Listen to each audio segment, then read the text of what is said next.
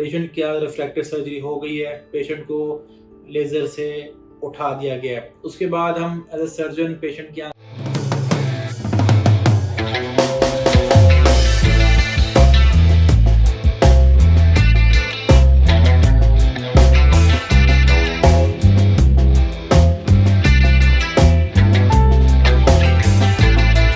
जी अस्सलाम वालेकुम। मेरा नाम डॉक्टर हंज़ल अली तैयब है। मैं आई सर्जन हूँ और मैं आपसे डिस्कस करूँगा कि ऐनक उतारने वाले ऑपरेशन के फ़ौरन बाद हम क्या क्या मरीज़ महसूस करता है और उसके बाद क्या क्या हम प्रोटोकॉल करते हैं मरीज़ की आंखों के साथ। पेशेंट क्या रिफ्रैक्टिव सर्जरी हो गई है, पेशेंट को लेज़र से उठा दिया गया है। उसके बाद हम एज अ सर्जन पेशेंट की आंखें मशीन में चेक करते हैं कि फ्लैप चेक करते हैं बिल्कुल ठीक है अपनी जगह, आइज़ में कोई इशू तो नहीं है, फ्लैप कोई हिला तो नहीं हुआ।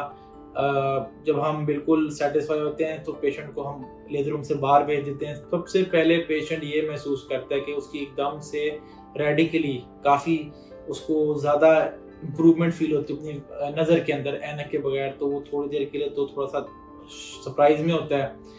आँखें इनिशियली थोड़ी-सी उसकी रेड होती हैं और उसको एक फ़ॉरेन बॉडी कोई सेंसेशन होती है रड़क सी आँख में, लेकिन वो सबको नहीं होती, कुछ मरीज़ों को होती है, लेकिन सबसे ज़्यादा उसको अपनी नज़र में फ़र्क फ़ील होता है, बहुत इम्प्रूवमेंट फ़ील होती है।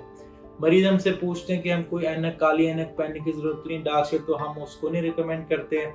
पेशेंट को उसी तरह ही घर भेज दिया जाता है। कुछ घंटों बाद कुछ मरीज़ों की आँखों में से बहुत पानी आता है और बहुत कम परसेंटेज मरीज़ों की होती है जिनको आँख के अंदर पेन होती है। उसमें हम ये रिकमेंड करते हैं कि पेशेंट प्रोसीजर करा के घर जाके सो जाए, फ्यू आवर्स सोए, अगले दिन उठता है तो ये सारे इश्यूज़ रिज़ॉल्व हो जाते हैं और फिर पेशेंट हमें अगले दिन एक दफ़ा आके चेक करा ले कि हम उसकी चेक कर लें कि कोई रेज़िडुअल नंबर बच तो नहीं गया। तो यही बेसिकली सारी चीज़ें होती हैं जो पेशेंट इमीडिएटली सर्जरी के बाद सारी जो प्रोटोकॉल होते हैं और क्या पेशेंट फ़ील करता है, ये सारे यही होते हैं और उसमें पेशेंट को परेशान होने वाली बात नहीं होती। अगले दिन तक चीज़ें और नज़र बेहतर हो जाती हैं।